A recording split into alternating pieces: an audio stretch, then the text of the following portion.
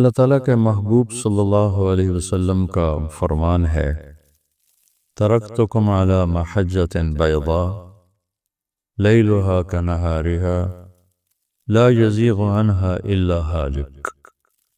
میں تمہیں ایک روشن راستے پر چھوڑ کے جا رہا ہوں جس میں رات بھی دن کی طرح ہے، کہ اس کی رات میں بھی روشنی ہے، اس کے دن میں بھی روشنی ہے۔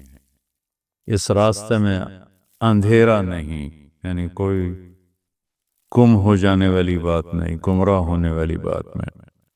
ہاں، جو اس راستے سے ہٹے گا وہ ہلاک ہو جائے گا، لا یزیغ عنہا الا ہالک۔ جو میرے بتائے راستے سے ہٹے گا وہ ضرور ہلاک ہوگا۔ تو اللہ تعالیٰ نے قرآن پاک اور اپنے حبیب کے ذریعے زندگی کے تمام شعبہ جات پر روشنی ڈالی۔ 2 دن پہلے ہم معاشرت کو بیان کر رہے تھے، اس میں خامد اور بیوی کے تعلق کو میں نے بیان کیا، اور یہ اس میں بتلایا لباس سے اور حرث سے کہ یہ بہت عظیم الشان رشتہ ہے۔ اسے بچانے کے لیے، اس سے صحیح چلنے کے لیے رہنمائی کی خاطر سینکڑوں آیات اتاری گئی ہیں۔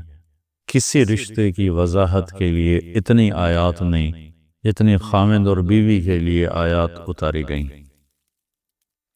اس کے باوجود بھی دنیا اختلاف کی جگہ ہے، امتحان کی جگہ ہے، نہیں بنتی۔ تو پھر جدائی کا بھی طریقہ اللہ تعالیٰ نے ہمیں بتایا کہ اگر نہیں بن رہی تو جدا کیسے ہونا ہے۔ اس کو اللہ نے پسند نہیں فرمایا۔ ابغض الحلال الطلاق، حلال چیزوں میں اللہ کو جس سے سب سے زیادہ نفرت ہے وہ طلاق ہے، کہ آپ نے حضرت علی سے فرمایا، علی طلاق سے بچنا، جب طلاق دی جاتی ہے تو اللہ تعالیٰ کا عرش کانپ اٹھتا ہے۔ لیکن اس کے باوجود نہیں بنی، نہیں بنتی، تو اللہ نے جدا ہونے کا طریقہ بتایا ہے۔ ہمارے دیس میں اتنی ظلمت اور اتنی اس معاملے میں جہالت ہے کہ نہیں جانتے کیا کرنا ہے۔ طلاق، ایک ہی دفعہ میں 3 طلاق، اور پھر نفرتیں، لڑائیاں، جھگڑے۔ میں چاٹ گیا، 2 دفعہ گیا، تو وہاں کی معاشرت ایسی خوبصورت ہے کہ ایک بھائی کی بیوی سے نہیں بنی، اس نے طلاق دے دی، تو دوسرا بھائی عدت کے بعد اس سے شادی کر لیتے۔ نہ بڑے کو ناراضگی ہوتی ہے، نہ کسی ماں باپ کو ناراضگی ہوتی ہے، نہ وہ اس میں کوئی شرم اور عار محسوس کرتا ہے کہ میں نے بھائی کی بیوی سے میں نے شادی کر لی۔ اور مولوی امین ہے وہاں رائے سے پڑے، وہاں ہوتے ہیں، مفتی ہیں، اب تو سوڈان چلے گئے، کہ مولانا صاحب یہاں 8 بچوں کی ماں بیوہ ہو جائے یا طلاق ہو جائے، عدت ختم ہوتی اس کی شادی ہو جاتی۔ یہاں کوئی مسئلہ ہی نہیں ہے مطلقہ کی شادی کا اور بیوہ کی شادی، اور طلاق ہو جائے تو کوئی نفرت، کوئی لڑائی، کوئی جھگڑا نہیں۔ ایک تو یہ ہے نبھانا چاہیے، اور آخر حد تک نبھانا چاہیے۔ دوسرا یہ ہے کہ نہیں نبھ رہا رشتہ، تو ہمارے ماحول میں یہ ہے نبھاؤ۔ ہمارے خاندان میں طلاق نہیں ہوتی، نبھاؤ۔ جیسے بچوں کی خاطر قربانی دو، لڑکیوں سے کہا جاتا ہے بچوں کی خاطر قربانی دو، بچے رول جائیں گے، نبھاؤ۔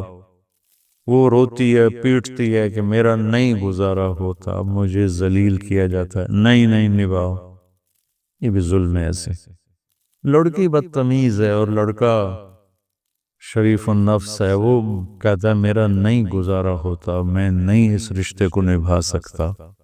ماں باپ نہیں، نبھاؤ، ہماری بھتیجی ہے، ہماری بھانجی ہے، ہماری فلانی ہے، ہماری فلانی ہے، نبھاؤ۔ یہ جو جبر کر کے نبھوانا ہے یہ بھی غلط۔ میرے نبی نے 13 نکاح کیے، 11 آباد کیے، 2 کو نکاح کے بعد رخصتی سے پہلے طلاق دے دی، تو میرے نبی نے طلاق دی ہے۔ میرے نبی کی بیٹیاں رقیہ ام کلثوم کو طلاق ہوئی ہے۔ تو مجبور کرنا، میں گاؤں میں تھا تو کوئی 8-9 بجے، گاؤں میں تو 8-9 کافی لمبا ٹائم ہوتا ہے، سو ایک لڑکی گیٹ سے اندر آ گئی، ساتھ ایک بچہ۔ میں بڑا حیران ہوا، میں کون ہوں؟ کہ میں جنگ سے آئی، یہاں کیا کرنے آئی ہوں؟ کہ میری جان بچاؤ۔ کیا ہوا ہے؟ کہ میرا خامند روزانہ مجھے مارتا ہے، کوئی دن خالی نہیں جاتا، میں ماں باپ سے کہتی ہوں میرا گزارا نہیں، مجھے طلاق لے دو، وہ کہتا ہم تمہیں قتل کر دیں گے اگر تم نے طلاق کا نام لیا، اسی کے ساتھ گزارا کرو، تو آپ اللہ کے واسطے میری جان چھڑا دو، میرے ماں باپ سے کہو مجھے یوں روزانہ ذبح ہونے سے بچائے۔ یہ نمونے بھی ہیں، یہ بھی غلط ہے۔ اللہ نے طلاق رکھا اس لیے ہے کہ اگر لڑکی کا گزارا نہیں ہو رہا، ٹھیک ہے، وہ کہتے ابا میرا گزارا نہیں ہے، میں نہیں چل سکتی، اچھا بیٹا ہم طلاق لے لیتے، جلدی بھی نہیں کرنی چاہیے، اور جو ہو رہا ہے نہیں نبھاؤ نہیں نبھاؤ نہیں نبھاؤ، یہ بھی نہیں کرنا چاہیے۔ خاص طور ہمارے دیہاتوں میں اور ہمارے جو ذمہ دار گھرانے ہیں ان میں ہو جانا شادی، اب طلاق نہیں ہو سکتی، وہ ساری زندگی ان کی نہ بنے، ایک دوسرے کو ڈنڈے ماریں، گالیاں دیں، طلاق نہیں دینی، وہ لڑکی کی زندگی الگ برباد ہو جاتی ہے اور لڑکے کی زندگی الگ برباد ہو جاتی ہے، وہ ساری زندگی ان میں نباہ نہیں ہوتا، اور صرف طلاق کے لفظ سے بچنے کے لیے 2 زندگیوں کو برباد کر دیتے، اپنی انانیت پر اس کو قربان کر دیتے۔ تو نبیوں نے طلاق دی، اسماعیل علیہ السلام نے طلاق دی، اور نباہ کے واقعات، دونوں واقعات موجود۔ نوح علیہ السلام کی بیوی کافر تھی، طلاق نہیں دی، نباہ کیا ہے۔ لوط علیہ السلام کی بیوی کافر تھی، طلاق نہیں دی، نباہ کیا ہے۔ اسماعیل علیہ السلام کو اشارہ کر گئے ابراہیم علیہ السلام کے چوکٹ بدل لو، انہوں نے طلاق دے دی۔ تو یہ دونوں طرح کے واقعات موجود ہیں۔ پہلی کوشش جو اللہ کی بارگاہ میں ہے وہ ہے نباہ کرنا، نباہ کرنا، کہ یہ عظیم الشان رشتہ ہے اور اس کو چھوٹی چھوٹی باتوں پہ قربان نہیں کرنا چاہیے، برداشت کرنا چاہیے۔ اگر برداشت کر لے تو امام غزالی کی ایک روایت یاد آ گئی کہ جس کی بیوی نافرمان ہو، بدتمیز ہو، اور وہ اس پہ صبر کرے تو اسے وہ اجر ملے گا جو لوط علیہ السلام اور نوح علیہ السلام کو ملا، اور جس کا خامند بدتمیز ہو، بد اخلاق ہو، انسانیت سے گرا ہوا ہو، اور اس کی بیوی صبر کرے تو اسے وہ اجر ملے گا جو حضرت آسیہ کو فرعون کے ساتھ،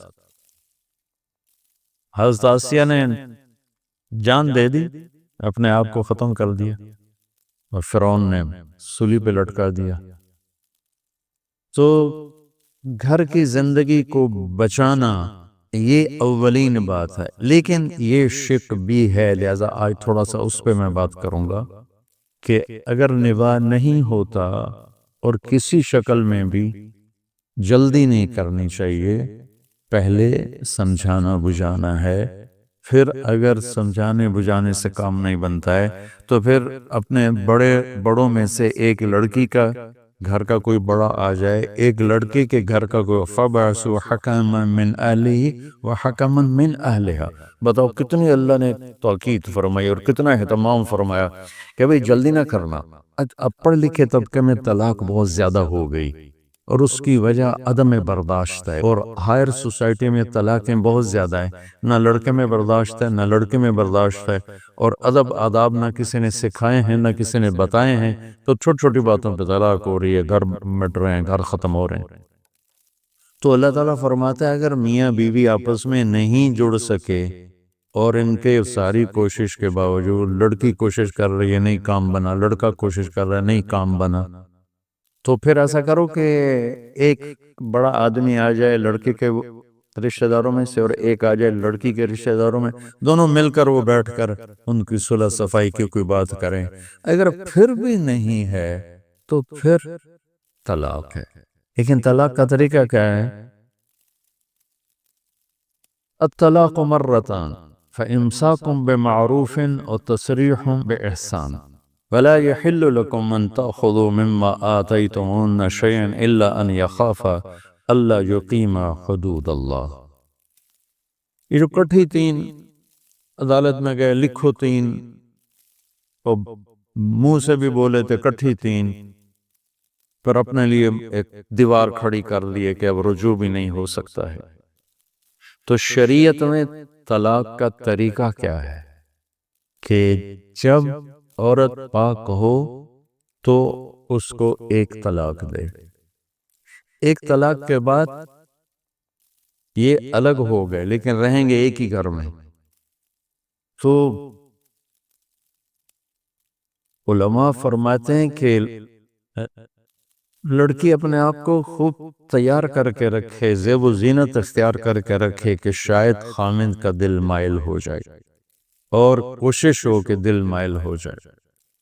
اگر اس کا دل مائل نہیں ہوتا تو جو 3 طلاق سے کام لینا ہے وہ ایک سے ہی ہو جاتا ہے، ایک طلاق سے بھی ختم، لیکن دوبارہ کبھی ندامت ہو اور دوبارہ رشتہ قائم کرنا ہو تو راستہ موجود ہے کہ بھائی آ جاؤ دوبارہ نکاح کر لیتے ہیں، عدت گزر جانے کے بعد ایک کے بعد ہم نکاح کر لیتے ہیں، اور عدت کے اندر جب چاہے رجوع کر لے، پھر نہیں دل کھلا تو چلو بھائی دوسری طلاق دے دو، تیسری مت دو، الطلاق مرتان، 2 طلاقیں ہیں، تیسری کو روک لو، مت دو، نہیں کوئی، چونکہ اس کے بعد ضرورت ہی کوئی نہیں تیسری طلاق دینے کی، ایک طلاق دینے کے بعد طلاق دینے کی تو کوئی ضرورت نہیں ہے، اگر الگ ہونا ہے تو ہو گئے، اور اگر جڑنا ہے تو جڑنے کا راستہ موجود ہے، اور اگر زیادہ ہی غصہ ہے تو 2 دے دیا بس کرو،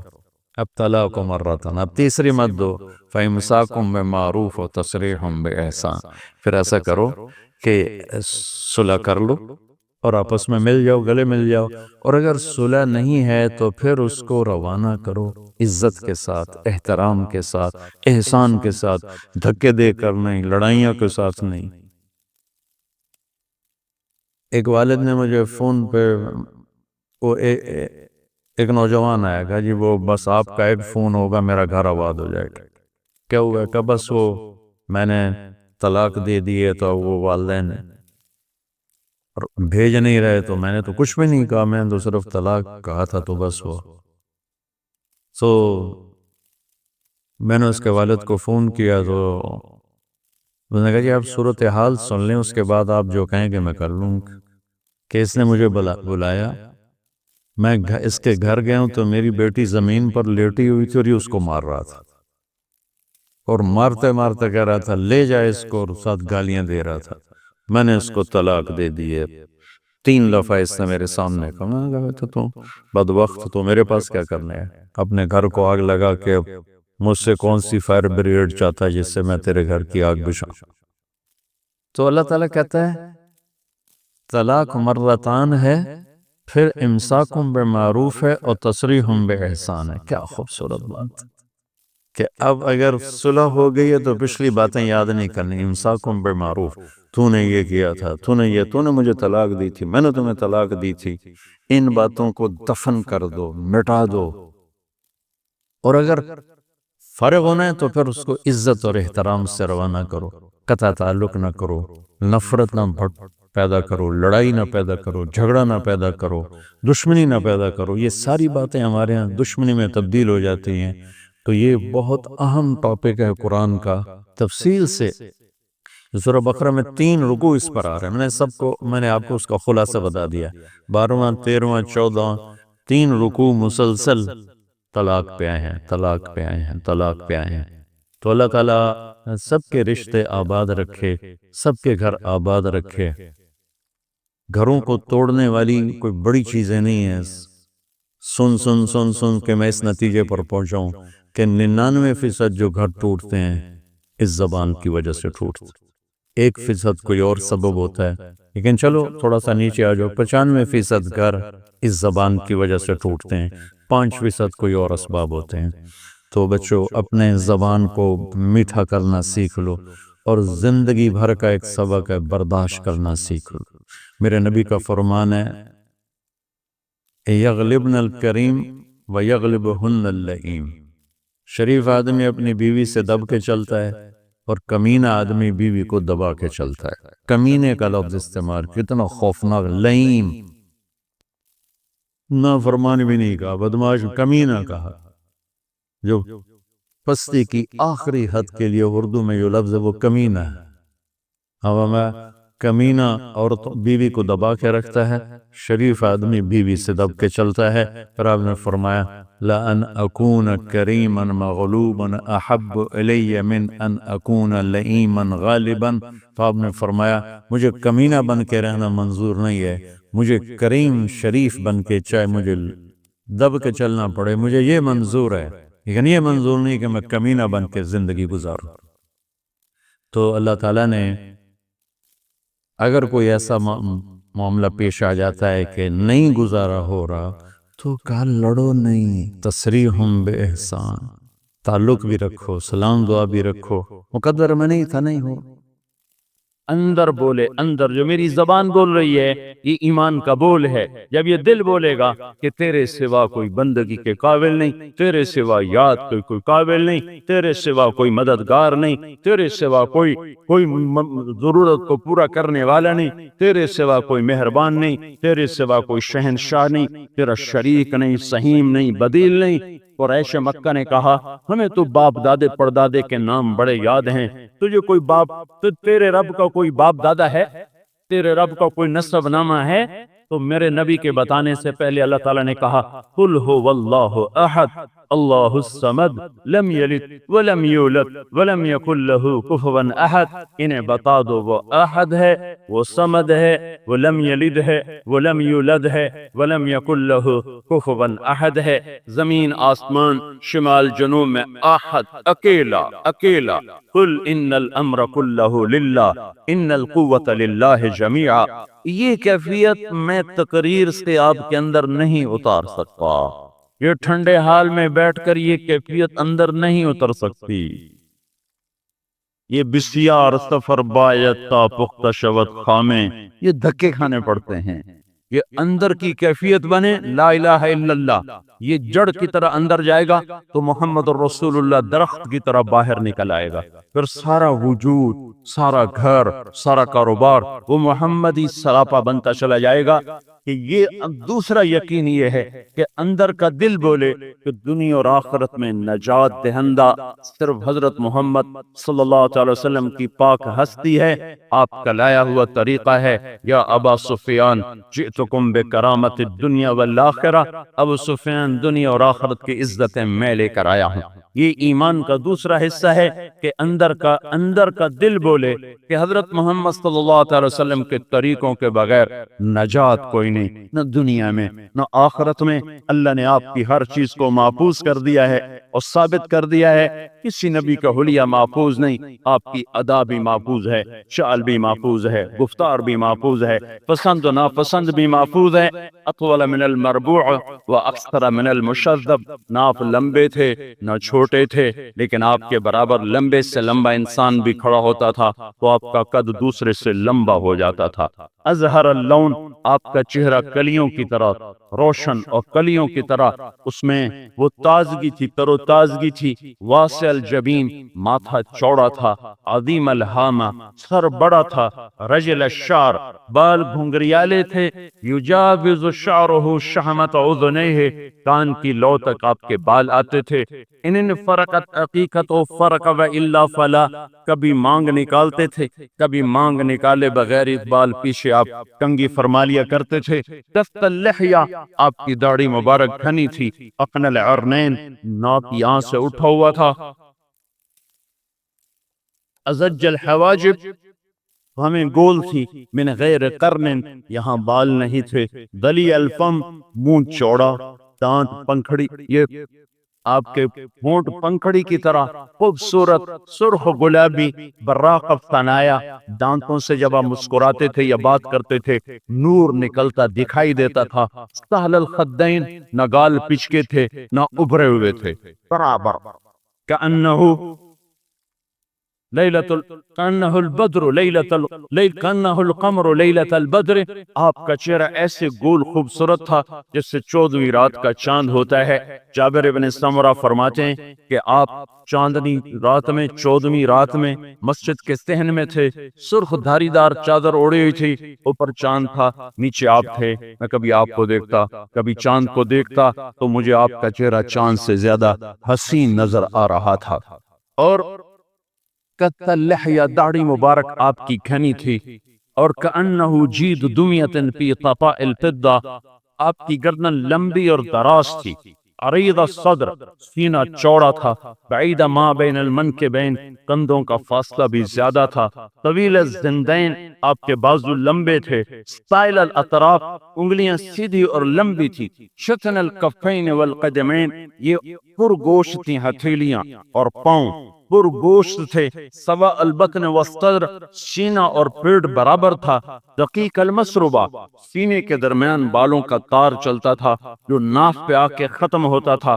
باقی جسم پر بال نہیں تھے، انور المتجرد، جو جسم آپ کا کپڑوں سے باہر ہوتا تھا ویسے چمکتا ہوا نظر آتا تھا، اور دری المشیہ، چال میں تیزی تھی، اور یقارب الخطا، پاؤں قریب رکھتے تھے، خمسان الاخمسین، پاؤں کے تلوے گہرے تھے، اذا اقبل بوجہہ، آپ کو دائیں سے کوئی بلاتا یا رسول اللہ تو کبھی گردن ٹیڑھی کر کے نہیں کہتے تھے کیا بات، یوں کر کے نہیں کہتے تھے کیا بات ہے، اگر ادھر سے کسی نے بلایا ہے تو پورا متوجہ ہو کر کہتے تھے فرمائیے کیا بات، کوئی ادھر سے بلاتا تو پورا اس کو سینہ دے کر فرماتے بتائیے کیا بات، یہ پورے چہرے کے ساتھ متوجہ، پورے سینے کے ساتھ متوجہ، کبھی انگلی کا اشارہ کر کے کسی کو نہیں بلایا، اذا اشارہ بکفہ، پورے ہاتھ کا اشارہ کر کے بلاتے تھے، پاؤں کبھی دراز کر کے محفل میں نہیں بیٹھتے تھے، مربع شکل چوکڑی مار کے بیٹھتے تھے، سب پر آپ کی نظر برابر ہوتی تھی، آنکھ میں حیا تھا،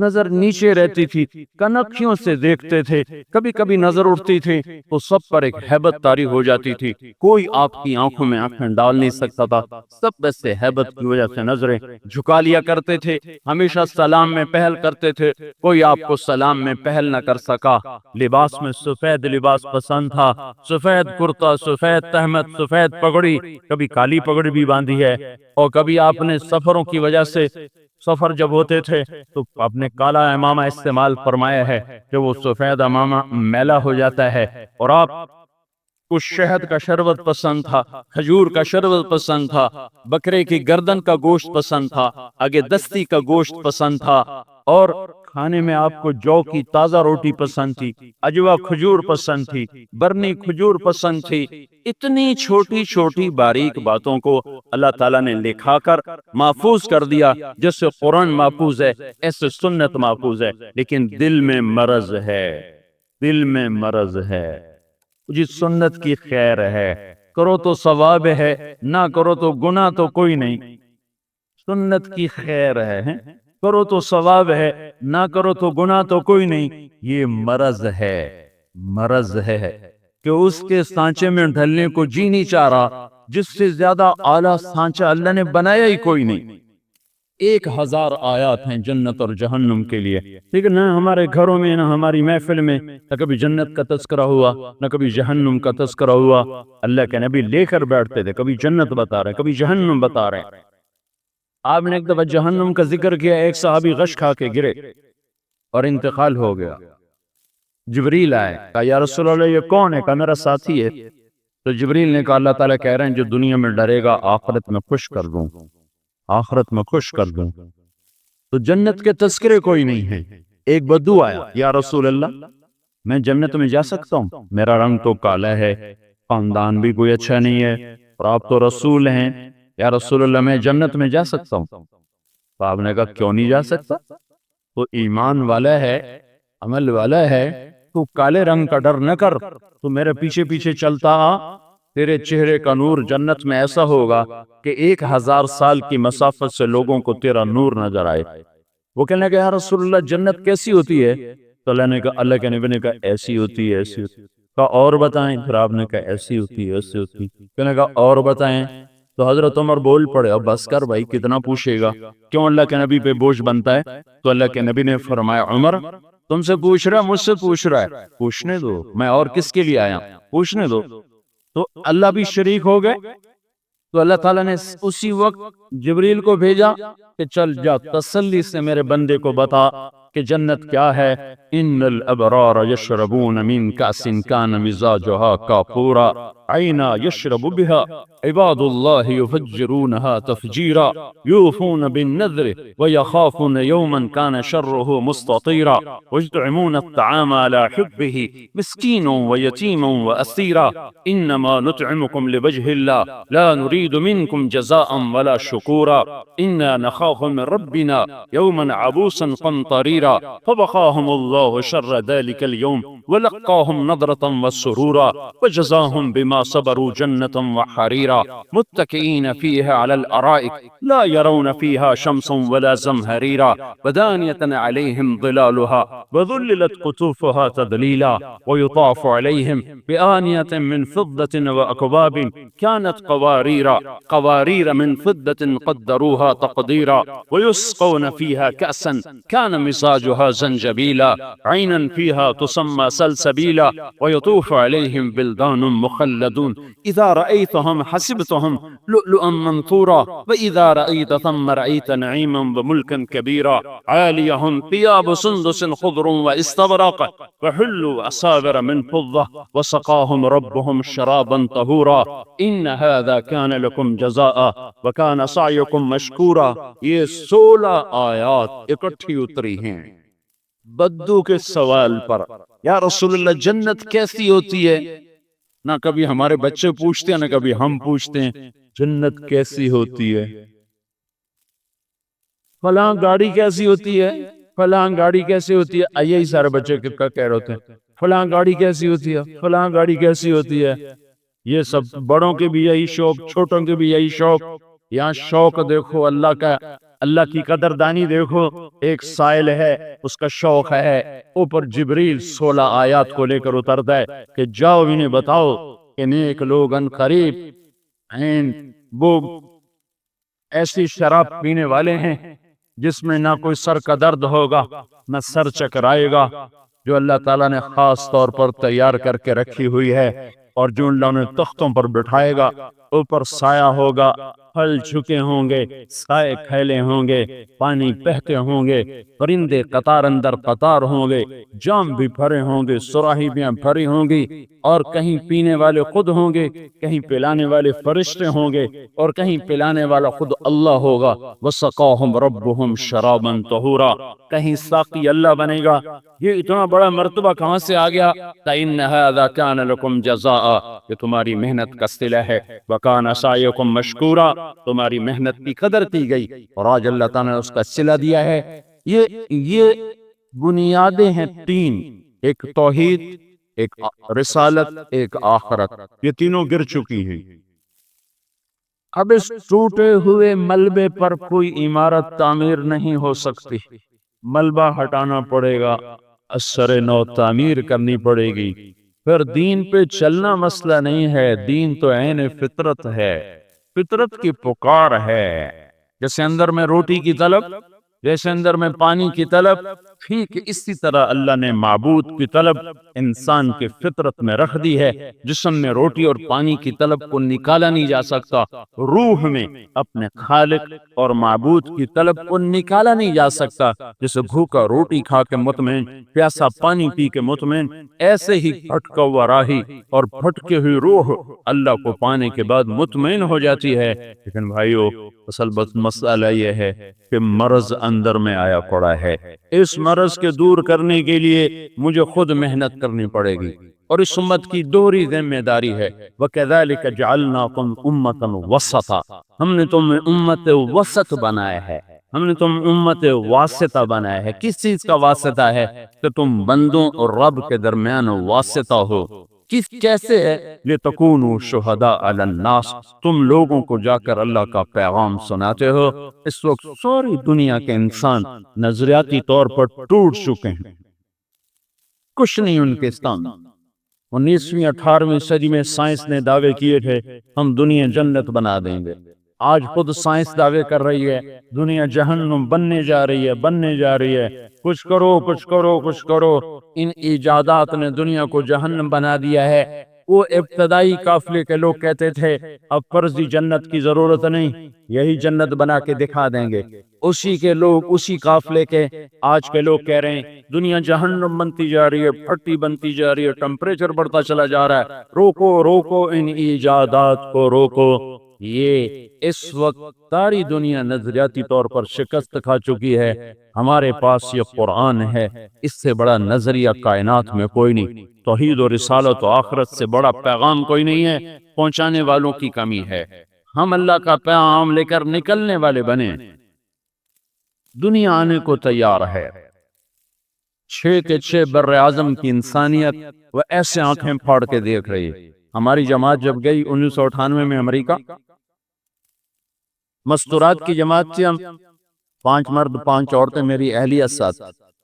لاس اینجلس میں 1 ہفتہ گزارنے کے بعد جب نکلنے لگے تو وہاں کی عورتیں ہماری جماعت کی عورتوں سے چمٹ گئیں اور رونے لگی اور واسطے دینے لگی ہمیں چھوڑ کے نہ جاؤ، ابھی اور رہو، ابھی اور رہو، اتنی دیر یہاں رہو کہ ہم پکی مسلمان ہو جائیں، پھر چلی جانا۔ 1 ہفتے میں کچھ دکھائی دیا ہے، تم چلی جاؤ گی، پھر اندھیرا چھا جائے گا، اتنی دیر ضرور ٹھہرو کہ ہمارے ایمان پختہ ہو جائیں۔ وہ جب ہم گاڑیوں میں بیٹھے تو میری بیوی آئی بڑے روتے ہوئے، آنسو بہاتی۔ میں نے کہا کیا ہوا، خیر تو ہے؟ کہا اندر عورتوں نے رو رو کے ہمیں رلا دیا، تو منتیں کر رہی تھی کہ ہمیں چھوڑ کے نہ جاؤ، تمہارے آنے سے کچھ روشنی نظر آئی ہے، چلی جاؤ گی پھر اندھیرا چھا جائے گا۔ ساری دنیا کے انسان لینے کے لیے تیار ہیں، لیکن اس کے لیے ڈاکٹر کو کلینک چھوڑنا پڑے گا، زمیندار کو زراعت چھوڑنی پڑے گی، تاجر کو دکان چھوڑنی پڑے گی، ملازم کو دفتر سے چھٹی لینی پڑے گی، اور ان کو اپنی زندگی کا کام میں اس کو شامل کرنا پڑے گا کہ وہ جا کے اللہ کے پیغام کو پہنچائیں اور سنائیں۔ اس کے لیے ایسے ہی وقت فارغ کریں، جیسے ہاسپٹل سے جاتے ہیں تو پھر کلینک کے لیے وقت نکالتے ہیں، وقت نکالتے ہیں، بیٹھتے ہیں، جا کر تھکے ہوں پھر بھی بیٹھتے ہیں تو کلینک چلنا شروع ہو جاتا ہے۔ ہم بھی کچھ عرصہ نکلنے کی عادت ڈالیں، ایک وقت آئے گا اللہ مخلوق کا رخ اسلام کی طرف پھیر دے گا۔ اس وقت بالکل زمین فرٹائل ہے، اسلام کے سوا کسی کے پاس کوئی نظریہ نہیں۔ لیکن بھائیو، مسئلہ یہ ہے کہ دل ہمارے مریض ہو چکے ہیں، اور مرض کا علاج وہ محنت سے ہوتا ہے، ڈنڈے سے نہیں ہوتا۔ مرض، مریض، مریضہ بنجر زمین کو کہتے ہیں، وہاں سے منتقل ہوا بیمار مرد کی طرف، بیمار عورت کی طرف۔ جو دستور بیمار مرد اور عورت کو ٹھیک کرنے کا ہے، وہی دستور اس مریض دل کو ٹھیک کرنے کا ہے۔ اس پر بھی محنت ہوگی، اور اگلا بھی محنت کرے گا تو یہ صراط مستقیم پر آئے گا، اس روشنی نظر آئے گی۔ جنید جمشید نے کہا جب میں نے پیپسی کے لیے پہلا گانا گایا تو مجھے 2.5 لاکھ ملے، تو میں تو 8,000 کا تنخواہ دار تھا، انجینئر ہے، لاہور کی وہ جو انجینئرنگ یونیورسٹی، وہاں سے یہ گریجویٹ، کہ میری 8,000 تنخواہ تھی، جب میں نے 2.5 لاکھ دیکھے تو میرے پاؤں ہوا میں اٹھ گئے۔ تو 2.5 لاکھ، اور پھر پتہ نہیں کتنے سال، 10 سال ان کے لیے گاتا رہا، اور جب اللہ نے روشنی دکھائی، جب روشنی دکھائی تو 2.5 لاکھ، 2.5 لاکھ پر 10 لاکھ گاتا، 10 سال گاتا رہا، پھر پیسے بڑھتے رہے، اور جب روشنی نظر آئی تو پھر انہوں نے 4.5 کروڑ کی پیشکش کی کہ 4.5 کروڑ روپیہ لے لو اور ہمیں صرف 10 گانے گا کے دے دو۔ 4.5 کروڑ، میں کہا نہیں بس ختم، اب روشنی نظر آ گئی ہے، اب یہ نہیں ہوگا۔ مرض دور ہوا، اپنے آپ شفا کے آثار نمودار ہو گئے۔ تو بس آپ بھائیوں کی خدمت میں گزارش ہے، اللہ آپ کو جزائے خیر دے، آپ یہ اہتمام کر رہے ہیں، شکر ہے اللہ کا۔ بیٹھتے ہیں آپ لوگ، دین کی بات سنتے ہیں، الحمدللہ میں آپ کو مبارک پیش کرتا ہوں کہ آپ اپنے شعبوں میں سے وقت نکالتے ہیں۔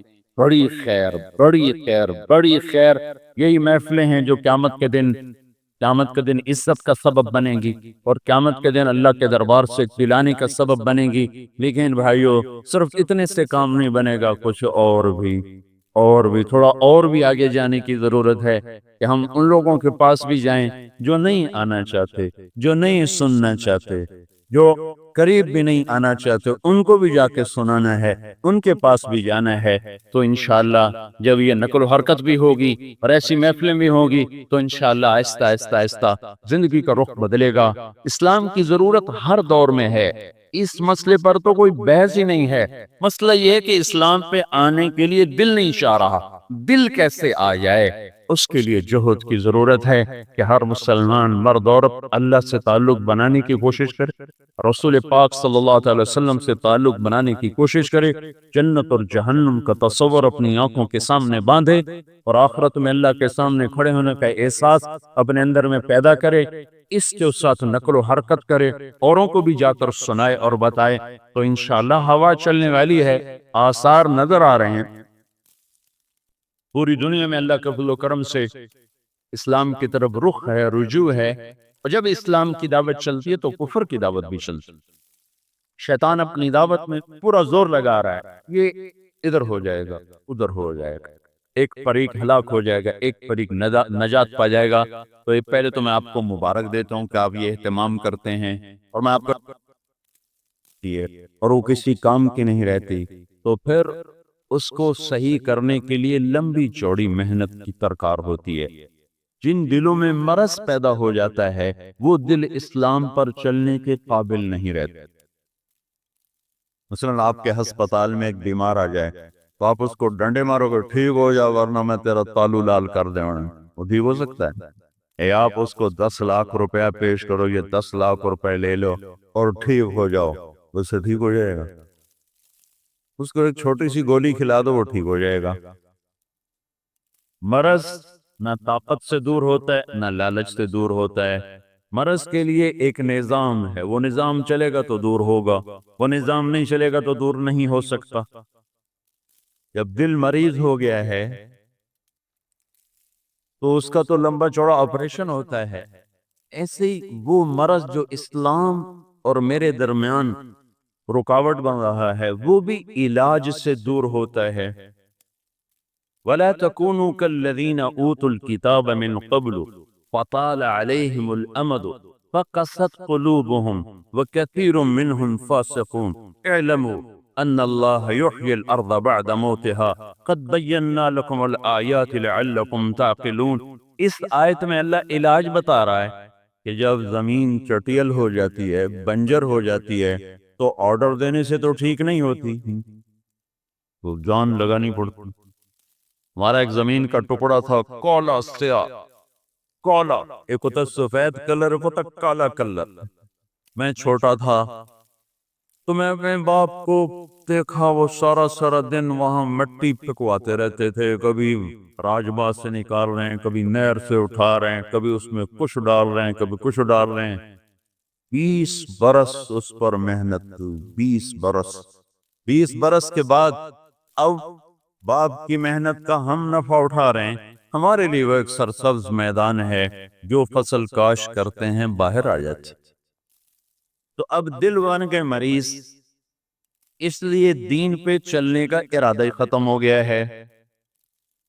لہذا آج کا دور اسلام کا نہیں، آج کا دور وہ پرانا دور، اور آج کے دور میں بڑا فرق ہے۔ یہ صرف مرض کی بات ہے، مرض، وہ مریض آدمی کے پیٹ میں درد ہے اور آپ کہہ رہے ہیں روٹی کھاؤ گے، تو میں کیسے کھاؤں، مجھے تو بھوک نہیں، اور آپ اس کو ڈنڈے ماریں وہ نہیں کھائے گا، پھر اب اس کو لالچ دیں وہ نہیں کھائے گا، اب اس کا علاج کر دیں تھوڑی دیر کے بعد وہ خود ہی روٹی مانگے گا، بھائی کھانا تو کھلاؤ، روٹی تو کھلاؤ۔ لیکن اگر آپ اس پر زبردستی کریں گے تو نہیں ہو سکتا۔ تو اس وقت اور پچھلے وقت اور آنے والے وقت ہر دور میں دین میری آپ کی ضرورت ہے، اس کے بغیر ہم کامیاب نہیں ہو سکتے۔ یہ ثابت کرنے کی ضرورت نہیں ہے کہ دین ضروری ہے کہ نہیں، مسئلہ یہاں اٹکا ہوا ہے کہ دین پر چلنے کا ارادہ کوئی نہیں ہے. جو چلنے والے ہیں وہ بھی ادھورا چلتے ہیں، کچھ اپنی مانتے ہیں، کچھ اللہ کی مانتے ہیں، کچھ اللہ کے رسول کی مانتے ہیں، کچھ اپنے مانتے ہیں، کچھ رسم و رواج میں ڈھل کے چلتے ہیں، کچھ شریعت میں ڈھل کے چلتے ہیں. یہ کچھ ادھر کچھ ادھر، یہ دائیں بائیں ہیں. ان کے لیے یہ بھی دنیا میں عزت نہیں پا سکتے. اللہ تعالیٰ کا کافر کے لیے قانون ہے درہم، چھوڑ دو. یہ کافر کا قانون، ذرنی ومن خلقت وحیدا وجعلت له مالا ممدودا وبنین شہودا ومہدت له تمہیدا ثم یطمع ان ازیدا کلا انه كان لآیاتنا عنیدا سأرهقه صعودا انه فکر وقدر فقتل كيف قدر ثم قتل كيف قدر ثم نظر ثم عبس وبصر ثم ادبر واستكبر فقال ان هذا الا سحر يؤثر ان هذا الا قول البشر سأصليه سقر وما ادراك ما سقر لا تزكي ولا تذر لواحة للبشر عليها 19. یہ پورا دستور بتا دیا گیا ہے کہ اللہ کافر کے ساتھ کیا کرتا ہے. عام طور پر کیا ہے؟ اللہ جھٹلانے والے، ٹھٹھا مذاق اڑانے والے اور انکار کرنے والوں کو لگتا ہے چھوڑ دو چھوڑ دو چھوڑ دو، ناچنے دو، کودنے دو، جو کرتے ہیں کرنے دو کرنے دو. یہ لوٹ کے میرے پاس آنے والے ہیں، میرے پاس ہیں. ویل یومئذ للمکذبین، آج کا دن پھر ان کی ہلاکت کا ہے، آج کا دن ان کی تباہی اور بربادی کا ہے. این المفر، آج یہ نہیں بھاگ سکتا. لا تخفى منکم خافیہ، آج یہ نہیں چھپ سکتا. ایک کچے مسلمان ہیں جو میں اور آپ ہیں، ہمارے لیے اور دستور ہے. ایک پکے مسلمان ہیں جو آئے اور چلے گئے، آئے اشاق گئے وعدہ فردہ لے کر، اب انہیں ڈھونڈ چراغ رخ زیبا لے کر، ان کے لیے الگ قانون ہے. جب مسلمان پکے ہوتے ہیں تو ان کے لیے قانون ہے انتم الاعلون ان کنتم مؤمنین، تمہیں ہی سب سے بلند رہوگے اگر تم ایمان والے ہو. ان کے لیے قانون ہے وَقَانَ حَقًّا عَلَيْنَا نَصْرُ الْمُؤْمِنِينَ، میرے اوپر فرض ہے ایمان والوں کی مدد کرنا. ان کے لیے قانون ہے وَكَذَلِكَ نُنْجِ الْمُؤْمِنِينَ، اسی طرح ہم ایمان والوں کو نجات دیتے رہیں گے. ان کے لیے قانون ہے لَيَسْتَخْلِفَنَّهُمْ فِي الْأَرْضِ، میں انہیں زمین میں حکومت دوں گا كَمَا اسْتَخْلَفَ الَّذِينَ مِنْ قَبْلِهِمْ، جیسے پہلوں کو دی. وَلَيُمَكِّنَنَّ لَهُمْ دِينَهُمْ، میں ان کے دین کو مضبوط کر دوں گا. وَلَيُبَدِّلَنَّهُمْ مِنْ بَعْدِ خَوْفٍ أَمْنًا، میں ان کے خوف دور کر کے امن قائم کر دوں گا. اگر یہ باتیں دنیا میں نہیں ہیں تو یہ اس بات کی نشانی ہے کہ وہ سچے اور کھرے مسلمان دنیا میں نہیں ہیں. اگر وہ ہوتے تو یہ سب کچھ ہوتا. یہ سب کچھ نہیں ہے تو وہ سچے اور کھرے مسلمان نہیں ہیں. اب رہ گئے میں اور آپ، کچھ اپنی مانی کچھ اللہ کی مانی. ان کے لیے کیا قانون ہے؟ تو ان کے لیے اللہ تعالیٰ کا فرمان ہے وَلَنُذِيقَنَّهُمْ مِنَ الْعَذَابِ الْأَدْنَى دُونَ الْعَذَابِ الْأَكْبَرِ لَعَلَّهُمْ يَرْجِعُونَ، ہم تمہیں چھوٹے چھوٹے عذاب دیں گے، بڑا نہیں. بڑا عذاب کیا ہے؟ فَيُعَذِّبُهُ اللَّهُ الْعَذَابَ الْأَكْبَرَ، بڑا عذاب کیا ہے؟ وہ جہنم کا عذاب ہے. بڑا یہ نہیں بم پڑ گئے، دشمن آ گئے، ملک فتح ہو گیا، بچے ذبح ہو گئے، ایٹم بم گر پڑے، زلزلے آ گئے، یہ بڑے چھوٹے عذاب ہیں. فَيُعَذِّبُهُ اللَّهُ الْعَذَابَ الْأَكْبَرَ يَصْلَى النَّارَ الْكُبْرَى، النَّارَ الْكُبْرَى العذاب الْأَكْبَرَ، یہ صرف اللہ جہنم کے لیے فرما رہا ہے. تو ہمیں اللہ کہہ رہا ہے وَلَنُذِيقَنَّهُمْ مِنَ الْعَذَابِ الْأَدْنَى، میں تمہیں چھوٹے چھوٹے عذاب دوں گا، دون العذاب الْأَكْبَرَ، بڑا نہیں دوں گا، لَعَلَّهُمْ يَرْجِعُونَ، تاکہ تم لوٹ کے میری طرف آؤ، تم میری طرف رجوع کرو. جب تم میری طرف رجوع کرو گے تو پھر میرا غیبی نظام تمہارے ساتھ چلے گا، اور پھر میری غیبی تائید تمہارے ساتھ چلے گی، اور اللہ پاک کی غیبی تائید جب شامل ہوگی تو پھر دنیا میں کوئی روک سکتا ہے؟ زوال شدہ قوموں کی نفسیات یہ ہوتی ہے کہ اپنی خطائیں دوسروں پہ تھوپتے رہتے ہیں. زوال شدہ معاشرے کی یہ بنیادی خطا ہوتی ہے کہ اپنی ساری کوتاہیوں کا ملبہ اوروں پر ڈالتے ہیں. ہم تو ٹھیک تھے، امریکہ نے ایسا کر دیا، ہم تو ٹھیک تھے، برطانیہ نے ایسا کر دیا، ہم تو صحیح جا رہے تھے، یہودیوں نے ایسا کر دیا۔ یہ زوال شدہ نفسیات ہے۔ اسباب ہمارے اندر ہوتے ہیں، باہر نہیں ہوتے، اندر ہوتے ہیں۔ تو اللہ تبارک و تعالی یوں کہہ رہا ہے، ما یفتح اللہ للناس من رحمت فلا ممسک لها، اگر میں تمہارے لیے مدد اور نصرت کا دروازہ کھولوں تو کوئی بند کر سکتا ہے؟ یہ بھی نہیں کر سکتا۔ وَإِن يُرِدْكَ بِخَيْرٍ فَلَا رَادَّ لِفَضْلِهِ، میں تمہاری بھلائی کا ارادہ کروں تو کوئی روک لے گا۔ معلوم ہوا اللہ نے بھلائی کا ارادہ نہیں کیا، اپنی رحمت کا دروازہ کھولنے کا ارادہ نہیں کیا۔ اب ہم اپنی طاقت سے کھلوا نہیں سکتے، ہم تیسرا طبقہ ہیں، تیسرا طبقہ۔ یہ طبقہ صحابہ کے دور میں موجود نہیں، اس کے لیے ہمیں پیچھے دیکھنا پڑے گا۔ یہ طبقہ بنی اسرائیل میں موجود ہے کہ جو مسلمان بھی تھے، نافرمان بھی تھے۔ صحابہ تو پکے مسلمان تھے، لہذا 313 ہو، 1000 ہو، کوئی مسئلہ نہیں، پیچھے اللہ ہے۔ اب ہمیں عام طور پر تبلیغ والوں کو کہتے ہیں تم سے ابھی تک 313 بھی نہیں تیار ہو سکے۔ نہیں ہو سکے، ہم کچے مسلمان ہیں۔ ہمیں مثال پیچھے سے ڈھونڈنی پڑے گی کہ بنی اسرائیل کے ساتھ اللہ کیا کرتا چلا آیا۔ صحابہ کا نمونہ پکے مسلمانوں کا ہے، وہاں یا کافر ہے اور منافق، یا پکا مسلمان ہے۔ کوئی ایسا مسلمان نہیں ہے جو نماز چھوڑ دیتا ہو، جو ماں باپ کا نافرمان ہو، جو جھوٹ بول دیتا ہو، جو شرابیں پیتا ہو، جو شراب بیچتا ہو۔ ایسا مسلمان کا معاشرہ کوئی نہیں، اکا دکا تو ہر دور میں رہتے ہیں۔ تو اللہ تبارک و تعالی نے دین پر آنا ہی دنیا اور آخرت کی نجات کا سبب بنایا ہے۔ دین پر آئیں کیسے؟ یہاں گاڑی اٹکی ہوئی، فی قلوبہم مرض، زمین چٹیل زمین کو کیسے ٹھیک کیا جاتا ہے؟ حکم دے کر، آرڈر دے کر نہیں، سال ہا سال ہل چلتے ہیں، ہل ڈالتا ہے، پانی دیتے ہیں، جپسم ڈالتے ہیں، پھر فصل کاشت کرتے ہیں، پھر ہل چلتا ہے۔ اعلموا ان اللہ ولا تکونوا کالذین طال علیہم الامد فقست قلوبہم، وہ نہ بن جانا جو تم سے پہلے تھے کہ دنیا کے امیدوں کے لمبا ہونے سے ان کے دل سخت ہو گئے۔ جب دل سخت ہو گئے تو نرم کیسے ہوں گے؟ اگلی آیت اس کے ساتھ جوڑ کھاتی ہے، اعلموا ان اللہ یحیی الارض بعد موتها، سنو اللہ زمین کو زندہ کرتا ہے اس کے مردہ ہونے کے بعد۔ اللہ زمین کو کیسے زندہ کرتا ہے؟ پانی ڈالتا ہے، بارش برساتا ہے، زمیندار ہل چلاتا ہے، پھر وہ کھیت، پھر وہ کنویں کا پانی دیتا ہے، پھر وہ نہر کا پانی دیتا ہے، پھر ہل چلاتا ہے، پھر بیج ڈالتا ہے، پھر جڑی بوٹیاں تلف کرتا ہے۔ ایک تسلسل کی محنت کے بعد جا کر زمین میں سے مرض نکلنا شروع ہو جاتا ہے۔ جب زمین کا مرض نکل جاتا ہے تو پھر ہلکی سی ڈرل ڈالتے ہیں اور ہر دانہ اگتا چلا جاتا ہے۔ جو ڈرلنگ ہوتی ہے تو بڑی آسان ہوتی ہے، مطلب تھوڑا سا 2 انچ کی گہرائی کا ہل چلاتے جاؤ، اس کے بعد باہر نکل جاؤ، اللہ ساری فصل کو اگا دے گا۔ لیکن جب وہ چٹیل ہے، اس وقت اس پہ ڈرل کرنا، وہ اپنے بیج کو ضائع کرنا ہے اور اپنی جہد کو ضائع کرنے والی بات ہے۔ تو اس وقت جو مسئلہ ہے وہ دلوں کے مرض کا ہے، فی قلوبہم مرض، یہ مرض حائل ہو چکا ہے دین پر چلنے کے لیے، یہ مرض حائل ہو چکا ہے اسلام کی حقانیت کو سمجھنے کے لیے۔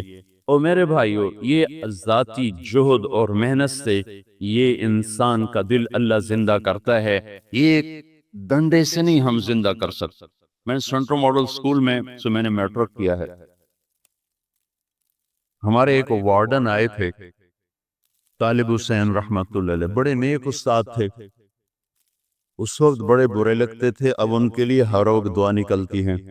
انہوں نے نماز کو لازمی کر دیا۔ ہم ہاسٹل کے لڑکے تھے، اکثر زمینداروں کے بچے تھے، نماز لازمی ہو گئی، حاضری ہوتی تھی۔ تو ایک دفعہ عشاء کی نماز ہو رہی تھی، سردیوں کے دن، تو میں پچھلی صف میں کھڑا تھا، میرے برابر میں آ کے میرا روم میٹ بھی تھا اور بالکل اس کی چارپائی میری چارپائی ساتھ ساتھ تھی، بیچ میں ٹیبل تھا، مرید کے ایک زمیندار کا بیٹا تھا۔ وہ میرے قریب آ کر نماز میں کھڑا ہوا اور اس نے عشاء کی نماز کی نیت باندھی، 4 رکعت نماز فرض، واسطے طالب حسین دے اللہ اکبر، یہ اس نے نیت باندھی۔ تو میں نے نماز توڑ کر میں نے کہا اے یہ کیا کیا؟ وہ کہنے لگا میں تو طالب حسین کی پڑھ رہا ہوں، اللہ کی تو کوئی نہیں پڑھ رہا ہوں، جب اللہ کی پڑھوں گا پھر اللہ کی نیت تو۔ جب دل میں مرض ہوگا اور میں اوپر سے کہوں گا پڑھ نماز، تو وہ ایسی نماز پڑھے گا، ایسی نماز پڑھنے سے تو وہ کافر ہو جائے گا۔ نماز چھوڑنے سے آدمی کافر نہیں ہوتا، یوں نماز کا مذاق اڑانے سے آدمی کافر ہو جاتا ہے۔ داڑھی منڈانے سے آدمی کافر نہیں ہوتا ہے، لیکن جب طالبان نے زبردستی داڑیاں رکھائیں تو کتنے لوگوں نے بارڈر کراس کیا، شیو کرا کے بالوں پہ پیشاب کیا، اس سے وہ کافر ہو گئے۔ اگر انہوں نے بعد میں توبہ نہ کی تو اسلام سے نکل گئے۔ فی قلوبہم مرض، آپ کے پاس مریض آ گیا، آپ تو سارے ڈاکٹر ہیں، بڑا آسان قانون ہے جو آپ سمجھ سکتے ہیں کہ آپ اس کو ڈرپ لگاتے ہیں یا لتر واٹری کو جا ورنہ میں تیرا سر پاڑ دے ہوں، تو آپ فوراً اس کو ڈرپ لگاتے ہیں، جو اس کا بلڈ پریشر دیکھتے ہیں، اس کی دوائی شروع کرتے ہیں، پھر آپ انتظار کرتے ہیں، پھر آہستہ آہستہ آپ کی محنت چلتی رہتی ہے، اللہ تعالیٰ کا نظام میں شفا چلتا ہے اور وہ شفا یاب ہو کر ہسپتال سے نکل جاتا ہے۔ نہ آپ اس کو لالچ سے ٹھیک کر سکتے ہیں، نہ آپ اس کو طاقت سے ٹھیک کر سکتے ہیں، یہ دونوں حربے بیکار ہیں۔ ایسے جب دل مریض ہو جائیں تو ان کو نہ طاقت سے ٹھیک کیا جا سکتا ہے، نہ لالچ سے ٹھیک کیا جا سکتا ہے۔ حکومت میں جنید بغدادی اور عبد القادر جیلانی جیسی شخصیات بیٹھی ہوں اور عوام وہ ہو جو ہم ہیں، تو دین آ ہی نہیں سکتا۔ امام الرشید سچانہ حکمران گزرا ہے بنو عباس کا، وہ ایک دن اس سے ایک آدمی نے کہا تو کیسا خلیفہ ہے، تو دیکھتا نہیں عمر بن خطاب کی کیسی خلافت تھی؟ تو وہ کہنے لگا مامون، عمر بن خطاب کے رعایا ابو ہریرہ تھے، تم ابو ہریرہ بن جاؤ میں عمر بن جاتا ہوں، تم تو بدمعاش رہو، مجھے کہو عمر بن جاؤ تو تم تو مجھے پاگل سمجھ کے باہر نکال دو، بولے تم تو ٹھیک ہو جاؤ۔ تو یہ جو فی قلوبہم مرض، یہ 12 دفعہ لفظ قرآن میں دہرایا گیا ہے، ان کے دلوں میں مرض ہے، جن کے دلوں میں مرض ہے۔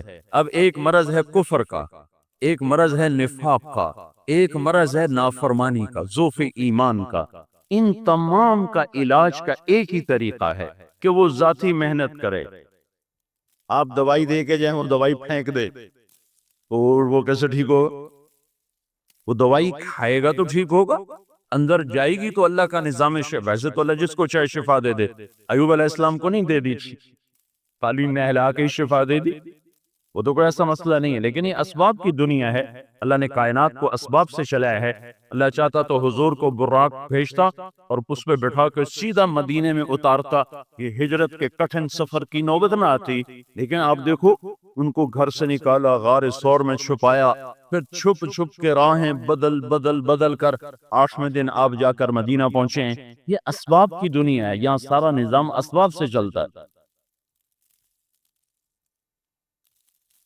حضرت عمر رضی اللہ عنہ تو حرم میں آ گئے، ہے کوئی اپنے بچوں کو یتیم کرنے والا اور اپنی عورتوں کو بیوہ کرنے والا تو آ جائے میں جا رہا ہوں، اور اللہ کے نبی چھپ کے جا رہے ہیں، کیوں؟ اللہ کے نبی نعوذ باللہ حضرت عمر سے بزدل ہے، اور عمر زیادہ دلیر ہیں، عمر کا عمل سنت نہیں بننے والا، نبی کا عمل سنت بننے والا ہے، نبی کے عمل سے راستہ ملنے والا ہے، اور عمر کے عمل سے راستہ ملنے والا نہیں ہے۔ یہاں آپ قیامت تک کے لیے دستور دے کے جا رہے ہیں، جب تم کمزور ہو تو کیا کرنا ہے، تب دشمن کا غلبہ ہو تو کیسے کرنا ہے۔ تو اب دل میں ہے مرض، اس مرض کا علاج میں ارادہ کروں گا تو ہوگا، پھر میں اسباب اختیار کروں گا تو ہوگا۔ اس کے لیے لوگوں کا ذہن بنانے بغیر اور کوئی چارہ کوئی نہیں، ذہن سازی کے سوا چارہ کوئی نہیں۔ ہم تبلیغ میں لے جاتے ہیں نا 40 دن لگاؤ، یہ 40 دن 4 مہینے، یہ تو ایک نظام کیا نظام ہے بھئی، وقت کے بغیر کچھ کام نہیں ہوتا ہے۔ وقت میں 40 دن 4 مہینے 3 دن ایک ترتیب بنا دی گئی ہے، یہ صرف اس ذہن سازی کے لیے ہے کہ یہ جا کے پہلے اس کا ذہن تسلیم کرے کہ مجھے اللہ کے حکموں پر جان دینی ہے، مجھے اللہ کے امر کو ہر چیز پر ترجیح دینی ہے۔ یہ ذہن جب بنتا ہے پھر وہ دین پر چلنے والا بنتا ہے۔ تو مرض یہ ازالے کے لیے سب سے پہلی چیز ہے کہ دل میں اللہ کی عظمت بیٹھے اور اللہ کا یقین بیٹھے، جس پر سارے نبیوں کی محنت ہوئی. لا الہ الا اللہ چمی گویم مسلمانم بلرزم کہ دانم مشکلات لا الارا. وہ لا الہ الا اللہ جو آج بالکل ایک ناآشنا لفظ بن چکا ہے، تو عرب ہو یا عجم ہو، تیرا لا الہ الا ہے لغت غریب جب تک تیرا دل نہ دے گواہی. یہ لا الہ الا اللہ ناآشنا بن چکا ہے.